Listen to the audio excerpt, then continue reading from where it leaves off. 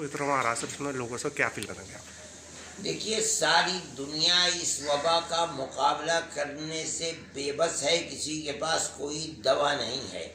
आज तक सारी दुनिया जो बात कह रही है वो एक ही है कि इज्तिमाइयत नुकसानदेह है और फासला बनाए रखना ज़रूरी है ताकि इस मर्ज से बचा जा सके।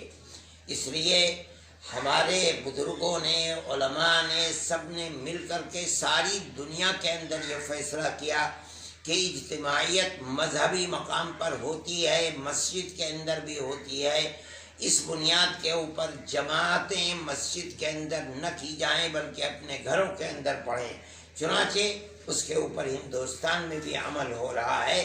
अब सामने रमज़ान का महीना है जो बड़ी खैर व बरकत का महीना है और मुसलमान अल्लाह की रहमत और उसकी मग़फ़िरत को हासिल करने के लिए रमज़ान में इज्तिमाइयत करते हैं और मस्जिदों के अंदर मजमा होता है। लेकिन चूँकि मौजूदा सूरत हाल इंतहाई गंभीर है और मर्ज हिंदुस्तान के अंदर भी बढ़ता चला जा रहा है, बचने के लिए ये ज़रूरी है कि तरावीह का एहतमाम ख़ास तौर पर जिस तरह हम अब तक मस्जिदों से अलग होकर के जमात करते हैं, इसी तरह तरावीह को भी अपने घरों के अंदर पढ़ा जाए।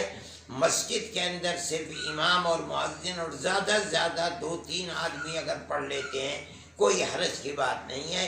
चाहे तरावीह अलम तरा कैफ से पढ़नी पड़े या पूरा कुरान अगर कोई हाफिज है तो वो पूरे कुरान को पढ़े, लेकिन इज्तिमाइयत के साथ नहीं, वरना इस मर्ज के ऊपर काबू पाना बड़ा मुश्किल है।